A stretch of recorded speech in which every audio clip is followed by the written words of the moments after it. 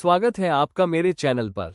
पंडित puzzle में gas करो, सीखो और बन जाओ आप भी पजल पंडित। क्या आप तैयार हैं?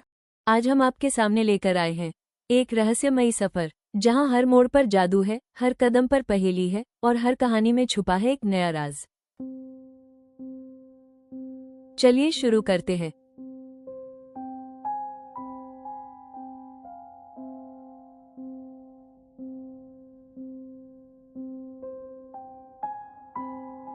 आपका स्वागत है। आज हम पढ़ेंगे नीली रोशनी की रहस्यमयी नाव। क्या आपने कभी सोचा है कि अगर कोई पुरानी टूटी हुई नाव अचानक चमकने लगे और आपको एक अनजानी दुनिया की सैर पर ले जाए तो क्या होगा? इस कहानी में ईशान एक ऐसी ही नाव का सामना करता है जिसका रहस्य सदियों पुराना है। तैयार हो जाइए एक रोमांचक सफर के लिए जहां हर लहर के पीछे एक राज छिपा है। समुद्र के किनारे एक छोटा सा गांव था जहां ईशान अपने माता पिता के साथ रहता था। एक शाम जब सूरज डूब रहा था, ईशान को रेत में दबी हुई एक अजीब सी नाव दिखाई दी। वो नाव बाकी नावों से बिल्कुल अलग थी। उसकी लकड़ी काली थी और उस पर चांदी जैसे धागों से नक्काशी की गई थी। ईशान ने उसे पहले कभी वहां नहीं देखा था। जैसे ही ईशान ने नाव के किनारे पर अपना हाथ फेरा, उस पर बनी नक्काशी नीली रोशनी से जगमगाने लगी। ईशान की आंखें फटी की फटी रह गईं। उसे लगा जैसे नाव के अंदर से कोई धीमी आवाज में फुसफुसा रहा हो। वो डरा नहीं, बल्कि उसे एक अजीब सी उत्सुकता महसूस होने लगी। वो जानना चाहता था कि यह नाव कहाँ से आई है। तभी पीछे से एक भारी आवाज आई, उस नाव से दूर रहो बेटे। ईशान चौंक कर पीछे मुड़ा। वहाँ सोमू काका खड़े थे, जो गांव के सबसे पुराने मछुआरे थे। उनकी आंखों में डर और चेतावनी दोनों थे। उन्होंने कहा, ये छाया नाव है।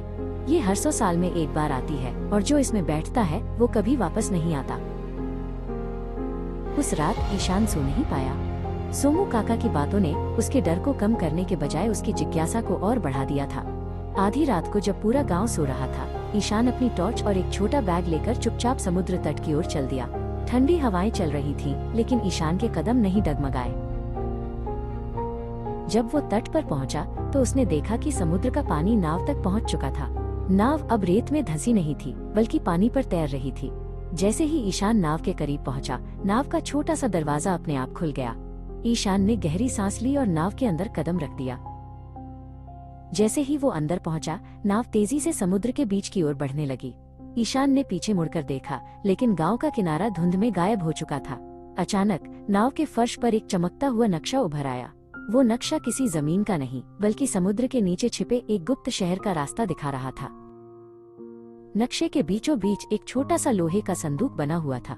ईशान ने केबिन के एक कोने में देखा तो उसे सचमुच वैसा ही एक पुराना संदूक मिला। वो भारी था और उस पर एक बड़ा सा ताला लगा था। ईशान ने अपने बैग से एक पुरानी चाबी निकाली जो उसे बचपन में समुद्र के किनारे मिली थी। ईशान ने कांपते हाथों से चाबी ताले में डाली और घुमाया। कड़क की आवाज के साथ संदूक खुल गया। अंदर कोई सोना चांदी नहीं था, बल्कि एक चमकता हुआ नीलम का पत्थर था। जैसे ही ईशान ने उस पत्थर को उठाया, पूरी नाव हवा में ऊपर उठने लगी। ईशान को महसूस हुआ कि नाव उसे पानी के ऊपर नहीं, बल्कि बादलों की ओर ले जा रही थी। नाव बादलों को चीरती हुई आगे बढ़ रही थी। अचानक ईशान को सामने एक विशाल उड़ता हुआ महल दिखाई दिया, जो सितारों की तरह चमक रहा था। तभी उसे महसूस हुआ कि नाव के पीछे कोई और भी खड़ा है। उसने धीरे से पीछे मुड़कर देखा तो उसकी चीख निकल गई। क्या ये वही छाया थी जिसकी चेतावनी सोमू काका ने दी थी? क्या ईशान अब कभी घर लौट पाएगा?